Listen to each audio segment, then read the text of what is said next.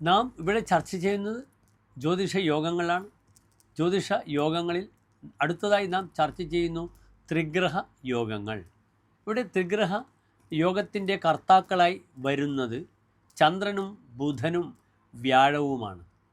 ഈ ചന്ദ്രനും ബുധനും വ്യാഴവും ഒന്നിച്ചു വന്നാൽ ആ യോഗത്തിൻ്റെ ഫലം എപ്രകാരമാണെന്നാണ് ഇവിടെ സാരാവലി എന്ന ഗ്രന്ഥത്തിൽ കല്യാണവർമാവ്, ആ ഗ്രന്ഥ രചയിതാവായ കല്യാണവർമാവ് വിശദീകരിക്കുന്നത്.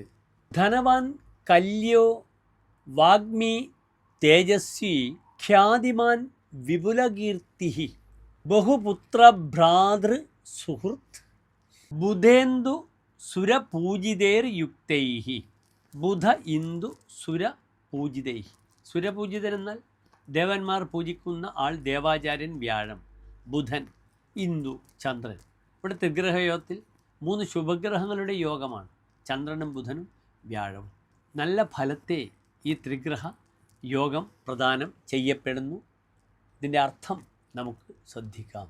വളരെയധികം കല്യഹ സമർത്ഥനായും, ധനവാൻ ധനികനായും, വാഗ്മി നല്ല വാക്ക് ചാതുര്യത്തോടു കൂടിയ വ്യക്തിയുമായും, തേജസ്വി നല്ല തേജസ്സോടു കൂടിയവനും, ഖ്യാതിമാൻ വളരെ പ്രശസ്തനും, വിപുലകീർത്തി അപ്രകാരം തന്നെ വലിയ കീർത്തിയോടുകൂടിയവനും ആയിത്തീരും ഈ ത്രിഗ്രഹ യോഗമെന്ന് സാരം.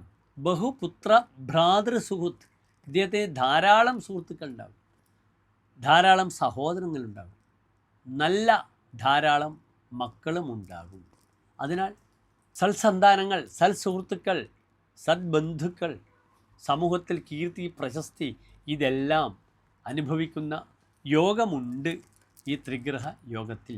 ഇവിടെയൊക്കെ നാം ചർച്ച ചെയ്യുമ്പോൾ ചന്ദ്രൻ വെളുത്തപക്ഷത്തിൽ ശക്തനായിരിക്കണം, വ്യാഴം സ്വക്ഷേത്രത്തിൽ അല്ലെങ്കിൽ ഉച്ചക്ഷേത്രത്തിൽ അല്ലെങ്കിൽ സൂക്ഷേത്രത്തിൽ സ്ഥിതി ചെയ്യുന്ന വ്യാഴമാകണം, അല്ലെങ്കിൽ ബുധൻ ഇപ്രകാരം തന്നെ ഉച്ചസ്ഥനോ അല്ലെങ്കിൽ സ്വക്ഷേത്രത്തിലോ ബലവാനാണെങ്കിൽ മാത്രമാണ് ത്രിഗ്രഹ യോഗത്തിന് ഇത്ര ശക്തി ലഭിക്കുക എന്ന് എൻ്റെ പ്രിയപ്പെട്ട പ്രേക്ഷകർ അറിയണം. നല്ല ഒരു ശുഭഗ്രഹങ്ങളുടെ യോഗം വളരെ അനുകൂലമായ ഫലത്തെ പ്രദാനം ചെയ്യപ്പെടും. നമസ്തേ.